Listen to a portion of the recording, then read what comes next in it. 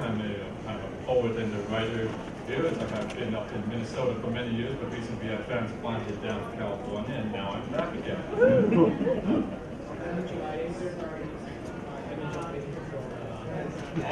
I use mine. My name is Mitchell Face. I'm an attorney doing business law and real estate. You may be wondering why I'm talking about Language of Dystopia. But that's because it's a natural fit, one, and then two, I'm just fascinated by languages. I speak German.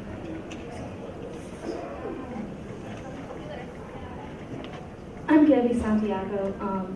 I write short stories, horror mostly, and I'm also just a really big linguistics nerd. I was very nearly a minor, didn't quite end up making it, but I just think language is really fascinating, and I brought along some books, partly because Tamika Flynn should always have some good projectile weapons ready. These ones don't have gas canisters attached. Can't believe they forgot those. But also because they're just some really great books that I hope to reference throughout the panel about linguistics or using linguistics. All right, so in our panel description, we were saying that writers have, we have a lot of writers who have assumed that when dystopia arrives or evolves a little bit more, it will come with a new coded language. These are languages such as the Newspeak of 1984, the Cityspeak of Blade Runner, and so many of these other constructed languages, these new forms of slang. Sometimes an anti-slang trend emerges. Language plays a part in the world building connected to dystopia. So we wanted to have a chance to talk with everyone about what are the implications, what attracts us to creating these new languages, what are the strategies, where might it go in the future, and so on. So at this point, I think we're all kind of going to go in our particular directions, but I think if at any point you say, I've got a question, that should we just say, raise your hand and let us know. We'll try and answer that, right? All right. So why don't you take a first stab? Well, something that I have seen when I've been looking at the language of dystopia is that, and this is something we were actually just talking about here for a few moments beforehand, was that there's a fear of slang and a fear of change, especially in language, and sort of a degradation of society and how those two can go hand in hand. Trying to prevent the degradation of society, you might be trying to prevent also the degradation of language. And I actually found a quote from Samuel Johnson, who wrote the preface to the Harvard English Dictionary in 1755. And after he listed out all the reasons that English was going down the tubes, he said, if the changes that we fear be this irresistible, what remains but to acquiesce with silence, as in the other insurmountable distresses of humanity? It remains that we retard what we cannot repel, that we palliate what we cannot cure. Life may be lengthened with care, but death cannot ultimately be defeated. Tongues, like governments, have a natural tendency to degeneration. And like I was telling them, it sounds like he's writing a preface to a dystopian novel.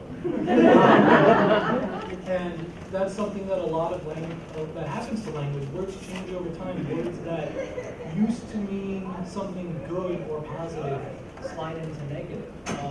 And there's a couple different reasons those happen. One is, historical changes, like we were saying, the word assassin used to mean, the imbibers of hashish, and then it came to mean what we know.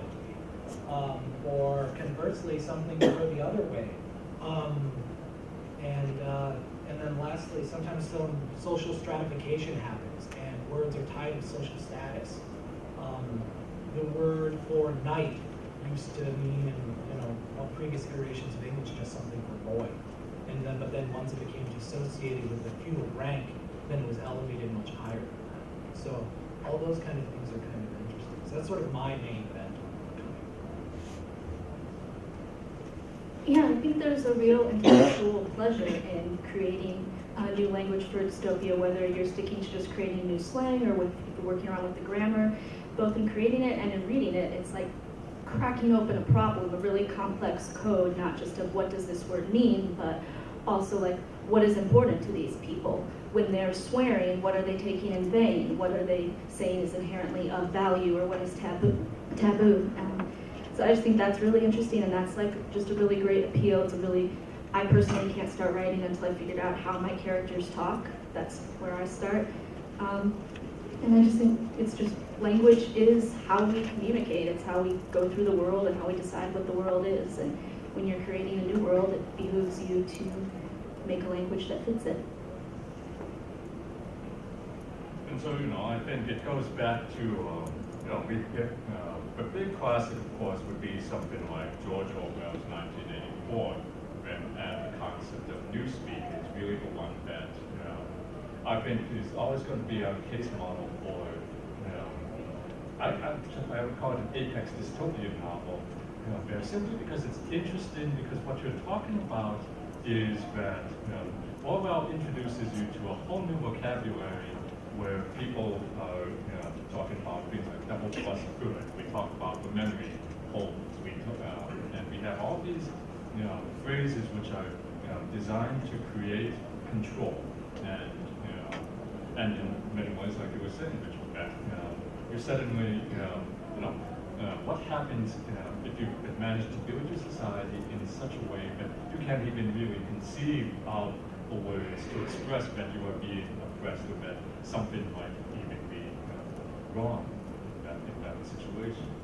You have that double thing concept. And I often find myself fascinated by the idea that, I was joking with some people recently that the problem with 1984 is it often seems like it was supposed to be a warning, back in the 1940s, that this is where society could go in towards degradation, but instead we almost seem to have used it as an instruction manual instead, where you have all the languages coming together that we use these euphemisms. In the old days we might have tried to say that, this process of you taking on a job and becoming a killer, not just for the state, but just for anyone who has enough money, we would call you, a fancy term might have been mercenary. But now, we've seen the evolution from mercenary to, you're just a contractor. You might have said, this is horrifying. We have all these civilian casualties. No. Civilian casualties is, it's very off-putting. Let's just call it collateral damage, for example. So you see that the language is constantly being retuned. In these dystopias, you have, the case of, how do you reframe, that language?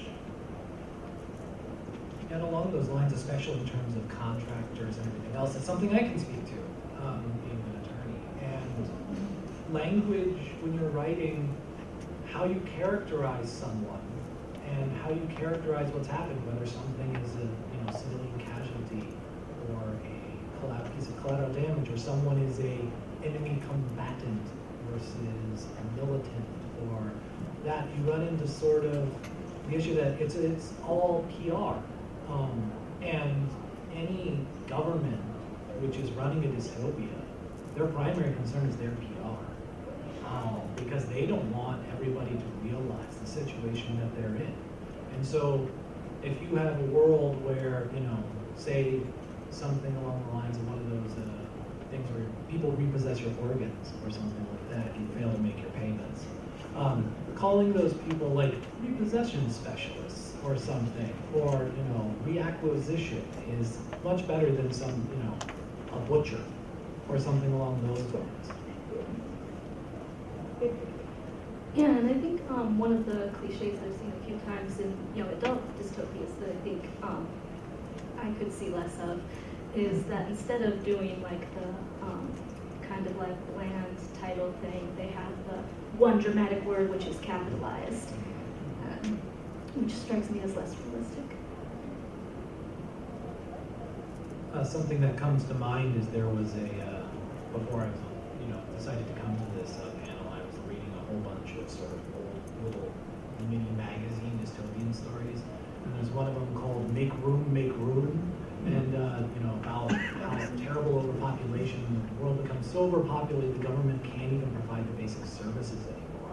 And in that story, the idea of truckers become people, or the names, the job title for people who use human manpower to pull cartloads of stuff, because nobody can, there's no gasoline or gas stations or electricity or anything else to run anything. So the idea of tow trucking being something run by humans is, it's inherently disheartening to us who think of a bleak future like that, but that's sort of how people in the society sort of deal with the loss of something that they have. I think it's important to make a distinction between the language which is framed by the source of the dystopia and the language which comes up as a result of it. Because the very bland euphemisms, the military contractor or re-education, are usually going to be created by the individuals in the camp. And there's a different set of euphemisms which the oppressed people are going to be using, which would sound more slang-like. Those, single words, which are going to be the things used by people who don't want to be openly heard to be criticizing the re-education process, because the re-education minister will take action about that. Maybe a question on Could a just larger. respond to that? I'm sorry, go ahead. Yeah, that is a really good point that I hadn't thought of before I said that. I would say that another thing we could take inspiration from for creating resistance terms and such is in some real-world dystopias where communication became less about spoken language itself and more about figurative language. For example, these underground railroad quilts that slaves made, or the gumboot dances in South African mines where they would pass messages along through the rhythm of the gumboots. I think those would be interesting avenues. That is, your question begs a larger question. Does society drive language, or does language drive society? Well, I think it's a little from column A and a little from column B, depending on sort of what is changing. Is the language changing? Because that'll bring about societal changes, or society changed first? I mean, look at something like the word villain. Some people argue that primarily used to mean somebody who worked at a villa, which would, or peasant. Peasant didn't used to have a lot of negative connotations. It was just literally somebody who was working out in the countryside, but now it's become a derogatory term to a large extent. So what changes have happened in that society that you're writing about will drive the necessary language change, or it could be something, something on the other end where a word, the usage of a word is being changed. People start using it in a different way. They're referring to something that they hadn't referred to with that word, and then the word becomes loaded, either by connotation, whether it becomes morally loaded or behaviorally loaded or socially loaded. Maybe the word takes on connotation. Well, anybody who does this is somebody morally depraved, or anybody who's associated with this word is unclean. I mean, if you look at societies, a lot of words in other languages, you'll find that social connotations from cultures that had caste systems and things like that, a lot of the insults and other sort of slang that gets slung at people harkens back to those caste systems. And I don't know. I mean, I think it actually goes into an interesting issue. But when you're constructing dystopias, you may want to take again a cue from how modern society languages are developing as well, which is that when you have an upper strata, when you have the mainstream power, say in Southeast Asia or in other parts of the world, where what you're often going to see is that at the top level, well, sure, they're dealing with people internationally. They also have the ability to afford the education when they're going to speak correct grammar and correct languages all throughout that period. Okay, yeah, I took a class in French now. I'm working with a French diplomat or a French businessman. You might see that. But then, at the same time, even as that trade comes in, what you're going to see is, and you might think of it, and what I'm thinking of is in a scenario like Star Wars, for example, where you have significant portions of your population not having their needs met by the Galactic Empire, by whoever happens to be in charge of your society, whether it's Big Brother when you have a significant portion of the population that's not getting their needs met by people who say speak a common basic language in that society, what are we going to have to do? We're going to have to say, well, if I can't get my services that I need from someone who deals in, let's say, New English, then I'm going to have to go talk to the person who speaks in another language, whether it's Neo-Russian or and that's how these new underground languages are emerging. That's where you have these dystopias where it's like the guy can perfectly understand Rito or Java or Japanese other people, then because you don't have much of a choice but Neo-Russians. What are you going to go do? Go watch that data for alone or something like that? Can I have a question? I was just going to bring up one quick point, which is you mentioned earlier, if you think about it, everybody in Star Wars who's on the Rebel Alliance don't need C-3PO. Mm-hmm. C-3PO, his original master needed him to translate, so. Yeah, that's an interesting thing. I think you have one. Just a quick couple examples of what Visual is talking about, the shift of the term in a couple different dystopias in the timeline. There are some cases where citizen is a derogatory term because the people who actually pay taxes and receive the full franchise are called taxpayers, where in some of Weber's recent work, citizen is the person with the full franchise, and the doulos is the one who has the limited welfare-based citizenship rights. And it's, in each case, it's because of the way that the class is shifted, which rights are retained by the economic underclass and which rights are given up, helps determine where the language shifts, what the new name for the upper class is. So back to the question of society versus influencing language or language influencing society. I think Steven Pinker has a dissection of Newspeak that I think is relevant here. He talks about basically mental life goes on without words. There are always going to be more concepts for things than we have words for, and you can create new words for that, but to do that you have to create new words, which is not a feature of Newspeak. And kids constantly creolize. If you have a pigeon with words but no grammar, and then you get some kids born into that, by the end of that generation they've created a whole grammar organically. So his theory is that within a generation of Newspeak being finalized and introduced, it's going to be creolized into this whole new thing. So it's probably going to have a really big influence on it. Some of the concepts that they have will form a large part of those kids' worldview as they enter the world, but they'll also be mutating it and changing it, and experiencing it, and rebelling against it. And also along the same line in terms of society influencing it or one or the other. Look at what happened to there's some different cultures throughout history. Some have been looked down upon in sort of the civilized world or in the West to some extent. And a lot of words that we have, for example, like barbarian, people from the Berber coast is where that is often attributed to.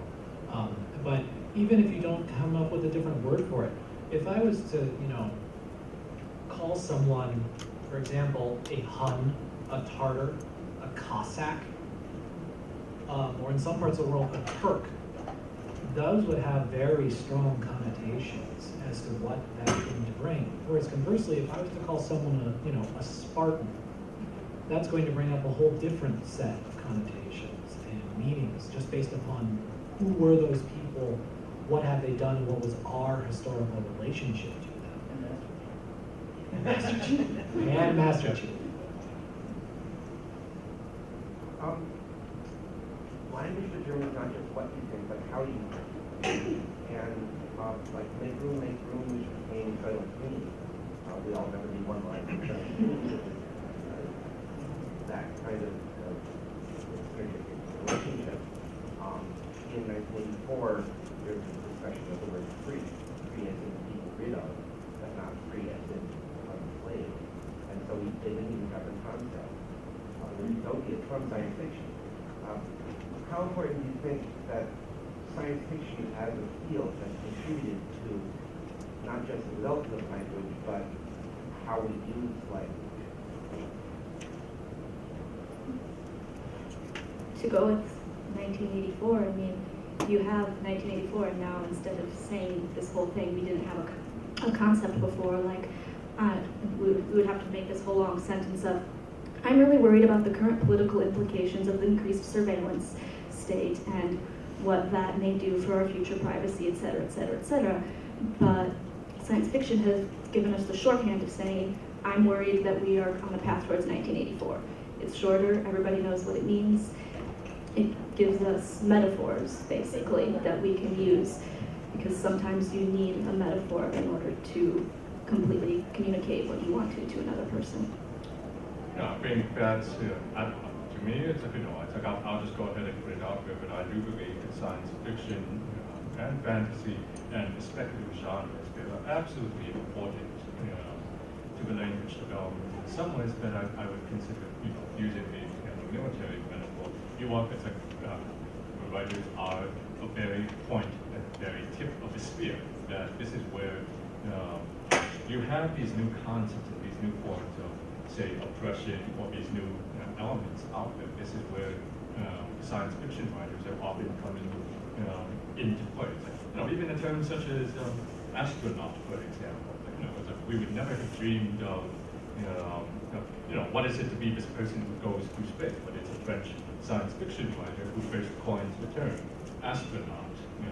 And we came to this term, this sense, okay, well, that's as good a term as any, to encompass what it is that we're doing. If you use a term like robot, for example, I was like, no, now it's like, yeah, now we, use it left and right all over the place because that's, conceptually, something that, with all due respect to the mainstream literary, communities, you don't see too many new words coming out of it the way that you see people. It's like, sometimes you can run into a problem that it becomes the spaghetti against the wall, phenomenon of, okay, well, what sticks? Does midichlorian stick or does Jedi stick? It's like, this is certainly a distinctive challenge there, but I think it's the one where you see the science fiction writers are working with it a lot. Well, something along those lines too is a lot of science fiction dystopias. What they do is they take sort of one ideology and crank it up. Like that dominated over everything. What happens? Or to take some concept and say, what if our society became completely different? And what we were just talking about made me think of Brave New World, and the concept of everything sort of, the production assembly line and efficiency and Fordianism. And when you imagine a society that's gone to a completely different end like that, you need new words to even deal with what happens.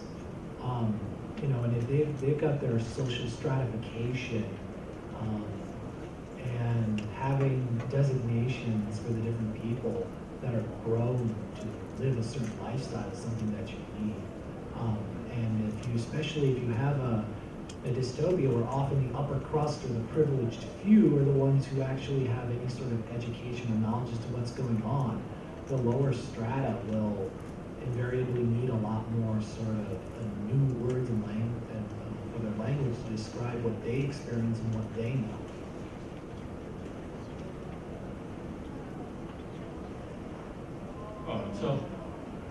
I like the reference before to like the Underground Railroad, the Underground Railroad with like the quilts to help communicate and whatnot. Is there like other sort of, do they have any reference to other sort of science fiction of where they have different ways of delivering messages in language? So maybe maybe it becomes more physical or things like that. I don't know, like the book Little Brothers, they coined the term Little Brother because Big Brother's always watching over them, so they instead use the technology to fight back and communicate with each other. I'm not able to remember the name of the story, so this is super not helpful. But it was a feminist sci-fi story about alien society in which it was strict matriarchy, and it was about to get colonized by humans. And spoiler alert, there was legal loophole that they could get colonized because they didn't have a written language, but it turned out they did. It was just knots and string.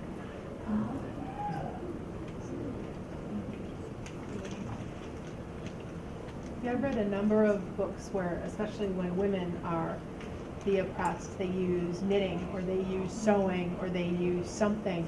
P.C. Hajel has a society where women are really second-class citizens.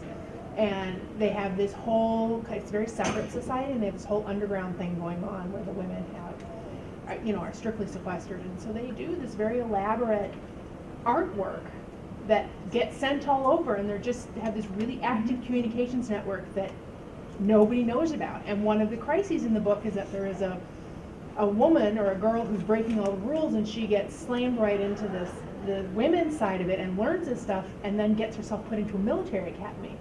And the women are all just going, but you're endangering our underground network, and it's really interesting. I highly recommend P.C. Hajel if you've not read her. That name one more time? P.C. Hajel, Hodgell. I think there are 2 L's. Not quite on the same subject, but there's an Ursula Le Guin short story, something of Acacia Seeds, that has like the different languages being discovered of ants and fish and stones and things. And that's a really interesting kind of exploration of what language can be. I think it's interesting that we see among the strategies that are possible when you're writing your science fiction dystopias. One that we might take a look at a work that we saw with Burgess, I believe, and his Clockwork Orange concept. And what's interesting about that is that the slang is actually derived from a mixture of Russian terms that incorporated into it. And it's interesting to me because 40 years, a little over 40, approaching close to 50 years since he wrote that. It's a lot more difficult for this generation to appreciate just how transgressive this was as an idea, that you've got this whole generation of proper English boys speaking Soviet Russian, Soviet Russian slang to all their mates. As I get this real, and it's interesting because I see it as the evolution has shifted. But well, now it's like, now the Russians are kind of our friends. So it's like now we're having a scenario like Firefly, where the dystopian culture is supposed to be, you have this entire society where theoretically Chinese is the operating language. But what kind of has been killing me here in trying to analyze it is the way that language gets used in the Firefly show, because when you have a character slip into Chinglish, then when Madame or whoever is using a Chinese phrase, then it's like, is that supposed to be that you're lapsing into majority language, or is there a particular reason why?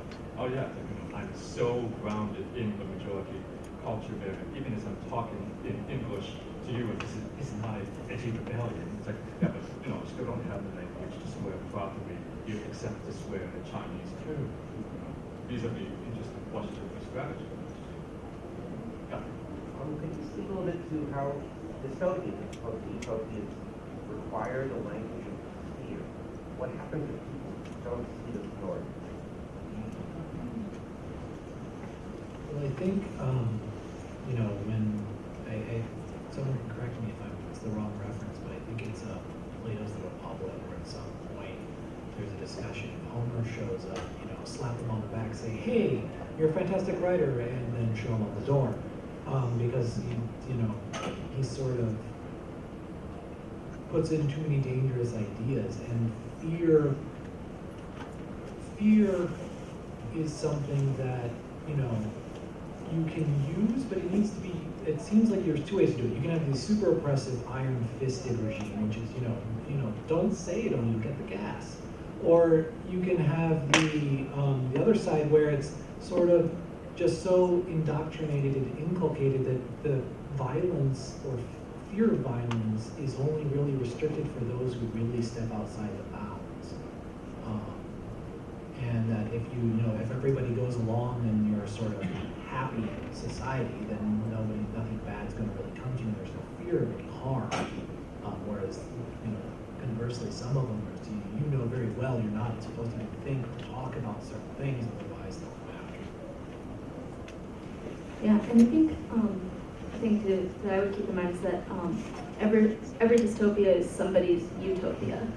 So it's not necessarily that there's no language of fear in utopia, it's just that to the people who are in their utopia, that language is not fearful to them. It is only fearful to the little people who are unimportant and should honestly just be grateful for what we're doing for them, that kind of thing. Yeah, especially in that kind of subtle dystopia that's happened not because of a cataclysmic event, but kind of like slowly over time with a sort of gradual erosion of freedoms for your own good and kind of thing. And people get used to it. You know, it's not so bad. Every once in a while somebody disappears, but you know, we're getting by and gradually getting numb to it. And I just wanted to say a third way that the fear language comes in is when it's the powers that be aiming the fear at some foreign threat, whether real or imaginary. They keep you afraid, but not of them. They're the good guys. You're afraid of these other guys we're protecting. Yeah, anytime you can rally everybody against an external threat, will sort of engender loyalty.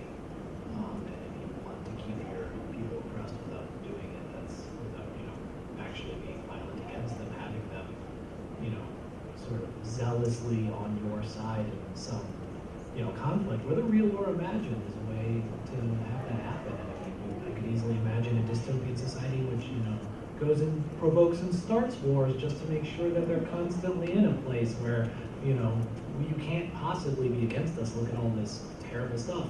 Look at everybody else. Everybody else is terrible, and we have to, cleanse it.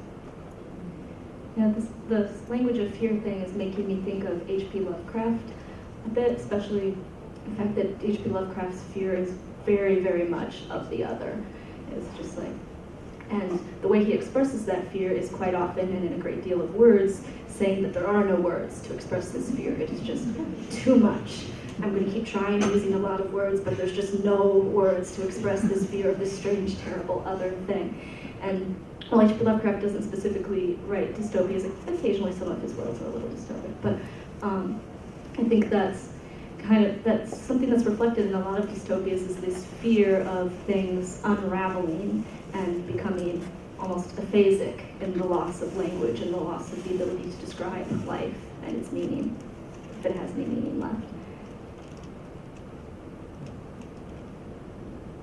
Well, and along those same lines, is, one thing could be that there's no meaning left, the loss of way to describe it, but part of it can also just be the lack of will to deal with what's going on. You can imagine a dystopian society where everything outside the walls is sort of crumbling, and so inside everybody is, all smiles and sunshine and rainbows, and the language has sort of got to the point where you just can't even acknowledge what's going on. Like, a society that maybe the higher ups know that, we have a limited supply of food and power and water, and it will eventually run out, but we basically decided we're just going to continue to live this society out and, step things down as necessary. But for while we're here, we're all going to have a good time, and even if you don't, you're having a good time, right? It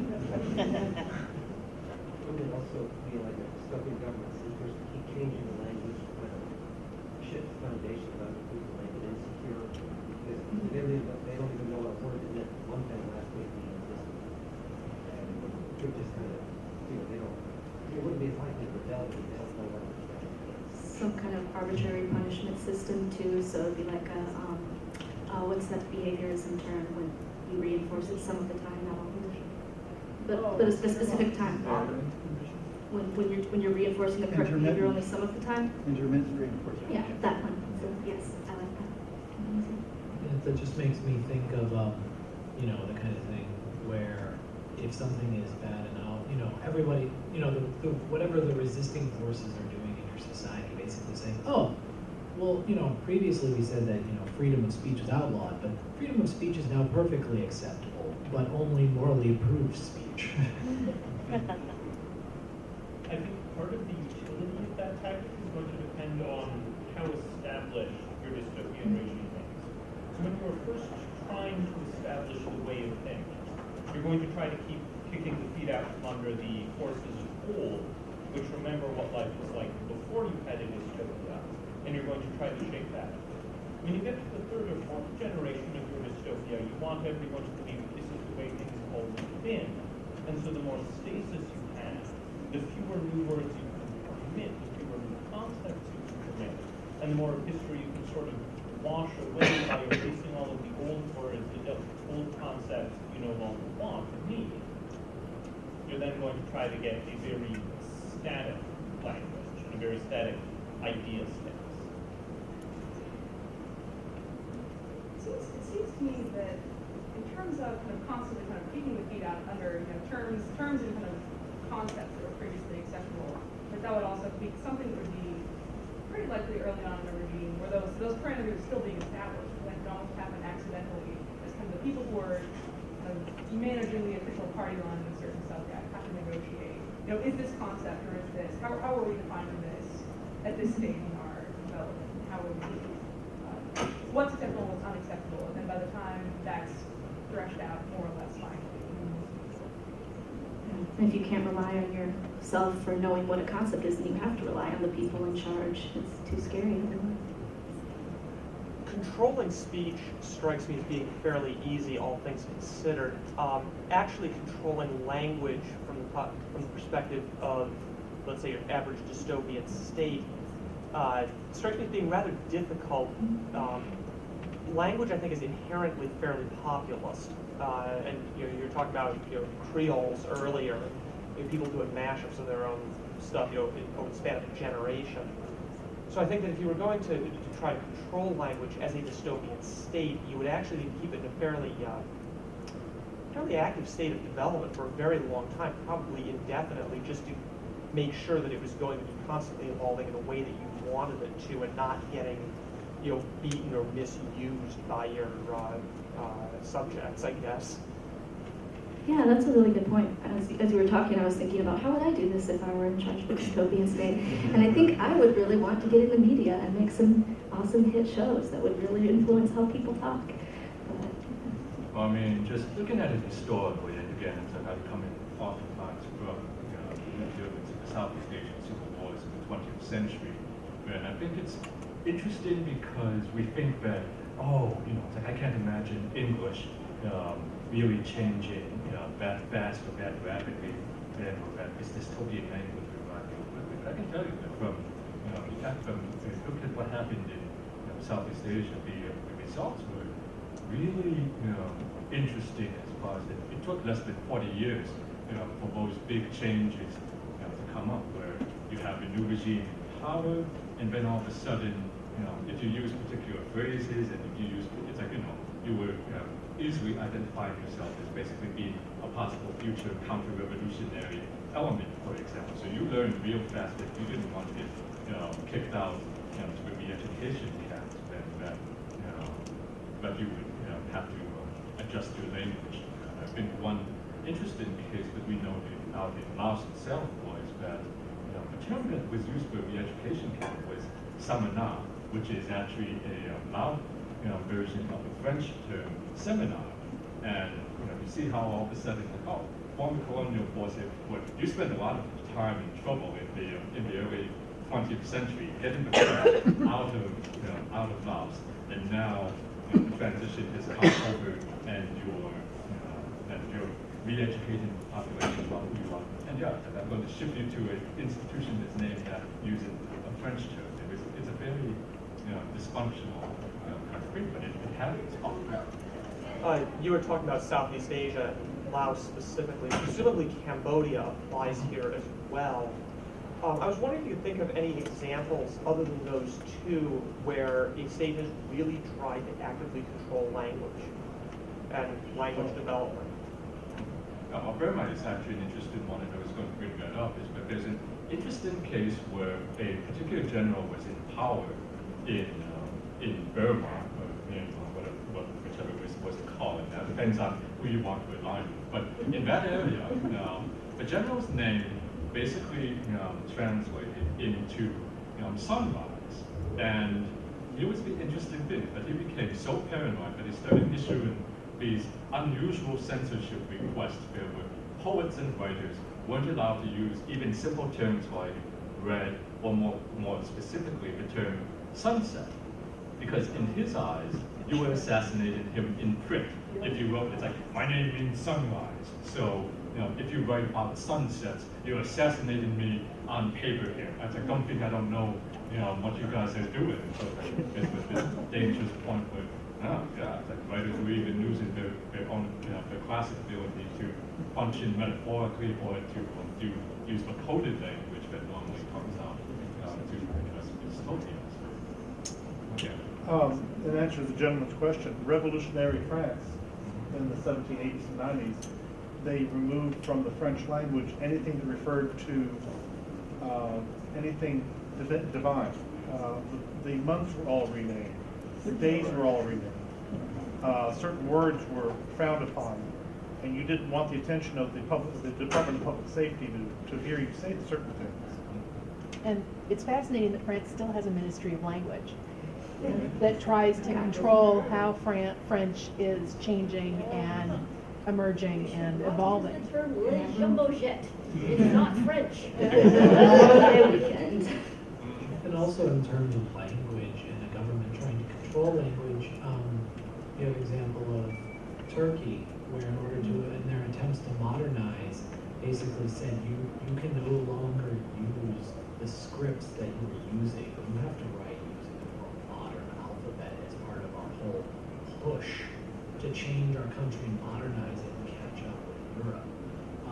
And they, I mean, of course, they met lots of resistance doing it, but they really hammered that down. And now Turkey has the alphabet that it has versus what it did. And even prior to that, if you look at what happened in sort of Central Asia over the course of history after the collapse of Persia as a state, all of these rulers who came in because they were, because of the legacy of Persia and because of how educated the sort of the elite were in that society, they would come in and all of a sudden a lot of them would switch over from their native languages and go back to the court language being Persian. And if you wanted into the government, regardless of whether the ruler was a sultan or a khan or whoever they were, you needed to be able to speak Persian fluently. And if you weren't, then you had no ability to speak in those matters or to control because you were seen as uneducated, no matter how powerful you may have been otherwise. We should call it that question. Okay. For the example of real life languages, back some 20 years ago, my husband was taking Russian, and there's not a word for my. I can't say this is my book. I would say at my house there is this book. You don't speak here out of my house because that's how you refer to something without ownership because they were a communist thing. No, I was just going to bring up, in Florida, I'm not sure if he's been successful, but Jeb Bush is trying to outlaw the word climate change.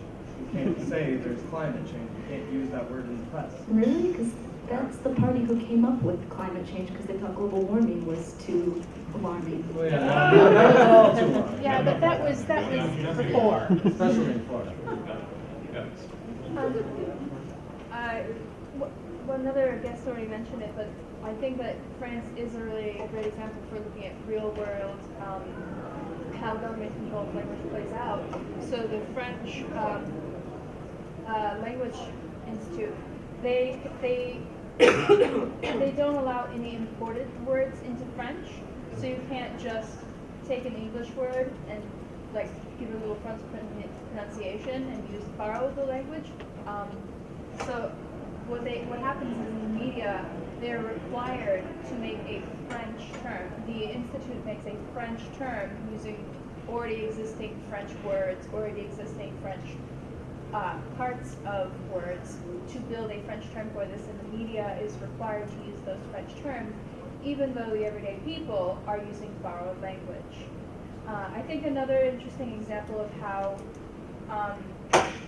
not government control, but social control plays out in language is actually ASL, because there's American Standard Sign Language, but there's also Exact English Sign Language, which you still have to say like the, a, and stuff that you would toss out in regular sign language just for expedience and for the fact that you don't really need it to quote, like sound correct. And I find that exact English sign language is usually touted most by people who don't speak ASL as their primary language. And so that's very interesting to see who is passing what language.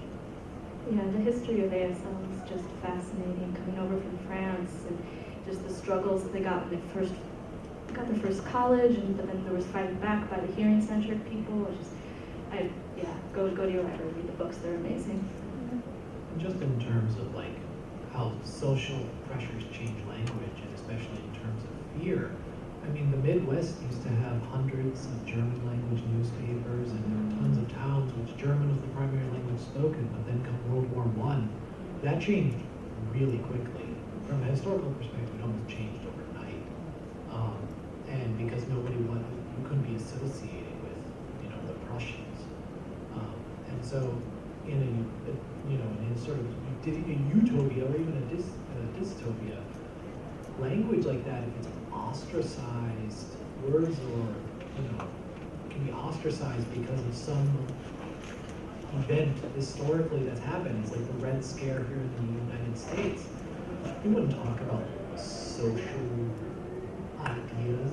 You're be extremely careful in your language.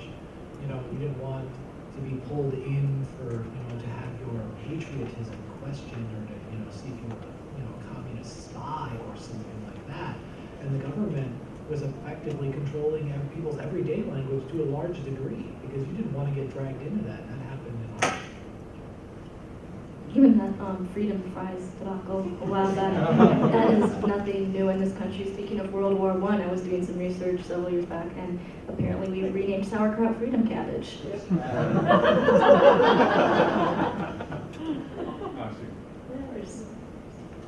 guess in terms of the opposite of what the French government's, what kind of having a governmentally managed bureau trying to reverse engineer terms for new stuff that would otherwise be loan words.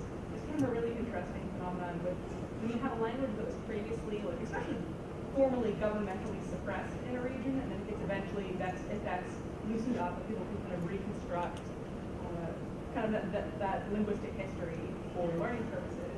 Or if you're using it on a daily basis, you have to create a whole bunch of new words. Just kind of if you speak a whole bunch of First Nations languages, or Welsh, you have to kind of reconstruct it. What do you call microwave in Welsh when people haven't been speaking? There was this big interruption in when people were allowed to speak Welsh. Absolutely, that's something that we ran into, in the aftermath of the colonial period, in Southeast Asia, where we suddenly left with this element that all our schools, that we don't really have, say, the Lao dictionary running around here.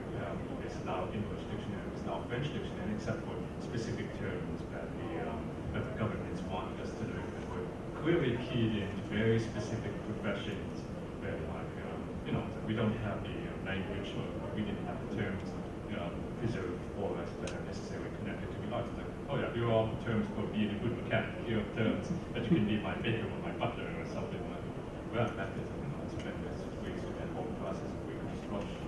But I'm also thinking about, sometimes it's interesting, one of the cultures within Southeast Asia that we're residing in the regions of Laos, Thailand, and Vietnam, had this interesting challenge that was being presented to me of the fact that they had trouble with building that's an equity within women then, because in that culture's language, the term for woman was not really a term that existed in the sense of a woman existed only as terms of family relationships. It's like you were a sister, you were a daughter, you were a grandmother, you were a cousin, you were an aunt. But the idea of, let's have some solidarity just because you share physical characteristics, for example, or this life experience, or the common life experience. That's completely alien concept. And so it was totally throwing off the idea, hey, let's have a so-and-so's women's association get together. Well, you're not a relative. Why would I have solidarity it's like it's just these blind spots. So that's also an interesting thing that can happen. Yeah. Well, I was just sort of thinking to kind of, because we were talking about like from a historical standpoint of how like certain languages like got rid of words. I was also thinking, and it was kind of touched on when talking about like Firefly and like the Chinese like being like the official language or whatever. I was kind of thinking how like kind of from a historical standpoint, I can think of kind of two instances when like the United States is kind of being colonized and like Native American languages, you had to end up learning English, and then also in colonial India, where because the British, like, they owned India, and so everything that was released was in English, and so if you didn't speak English, you had no idea what was going on, and so I feel like it's kind of, almost, I feel like the word I want to say is like subversive way of like managing the way people speak, because because you can't have them speaking kind of the other language that, like, it has to be kind of one language and everybody understands it, or else kind of it causes all sorts of issues.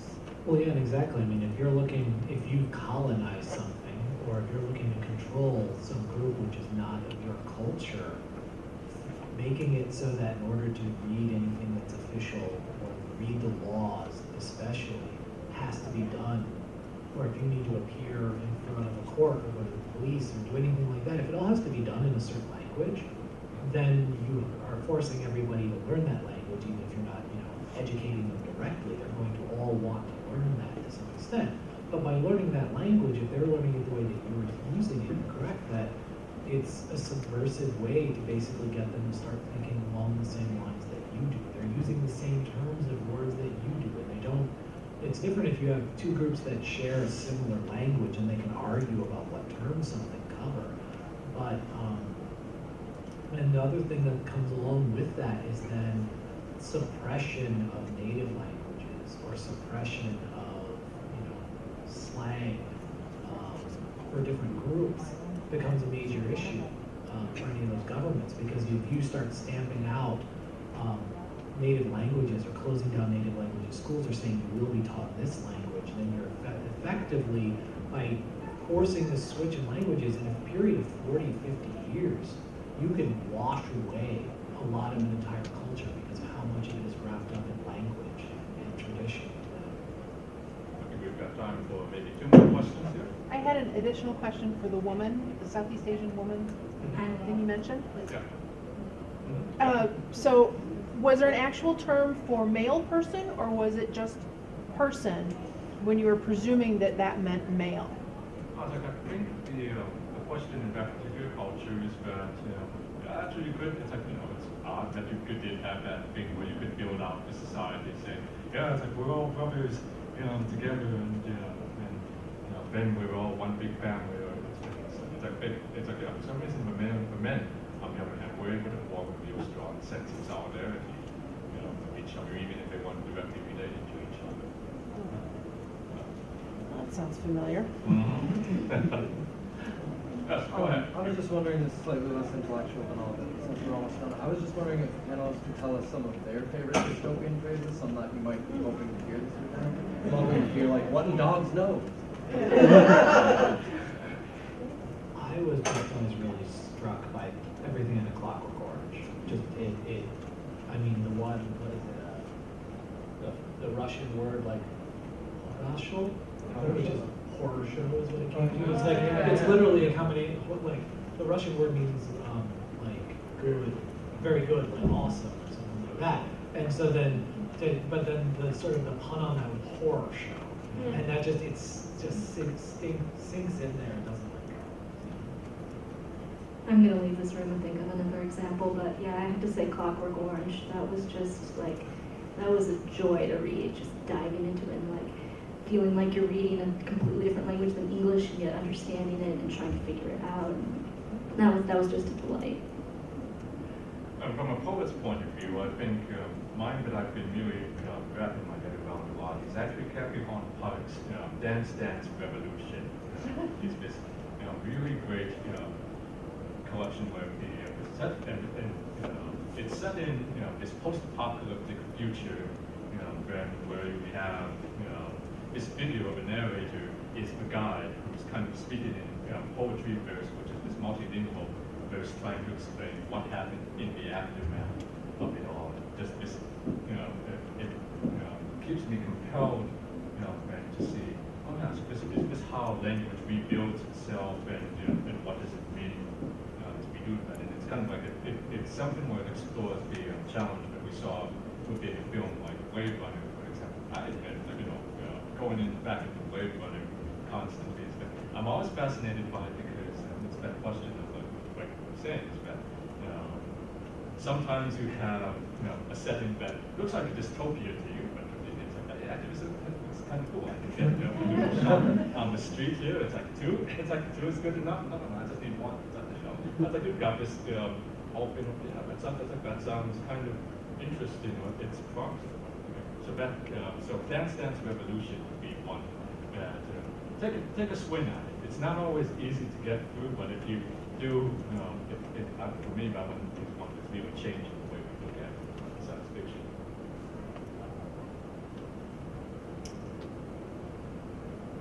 All right, well, it looks like we've run down to the close on that. We've talked a little bit about the different strategies and writers have used on dystopia, the real world implications and applications thereof. And I hope that for those of you who are writers among us, and those of you who just appreciate it, this has been helpful for you. You've been a wonderful audience.